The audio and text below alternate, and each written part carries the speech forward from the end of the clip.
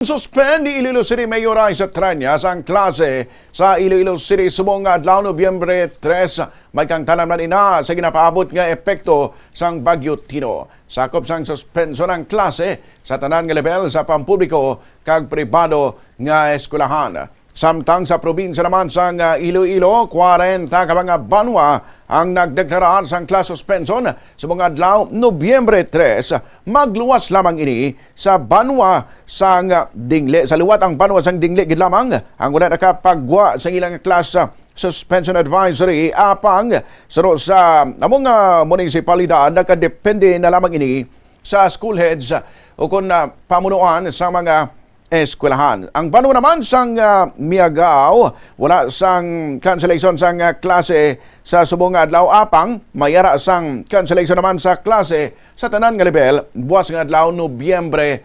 4. Buwas sa liwat sa mga local government units nga ang class suspension epektibo subong adlaw tubtob buwas Nobyembre 4 ini among masunod nga mga banwa, ang Badyangan, amo man ang Bingkawan, ang Dumangas, ang Lemery, ang Haniway, Maasin, amo man ang Miagaw, ang Santa Barbara, ang Sara, ang Tigbawan, Tubungan, Zaraga, kag Pototan. Sa mga latest nga mga update pa, may kang tanan sa class suspension, maglantaw lang sa Facebook page ang Bombo Radio Iloilo para sa pinakauling nga listahan sa mga local government units nga nag-suspend o kung nag-announce ang class suspension sa mga adlaw kag buwas nga adlaw Nobyembre 4. Oras sa Bombo Philippine Standard Time, 17 minutos makiligad sa alas 6. Aga sa bahin naman gali isang probinsya sang Guimaras aton nga mga kabombo. Ang class suspension naman,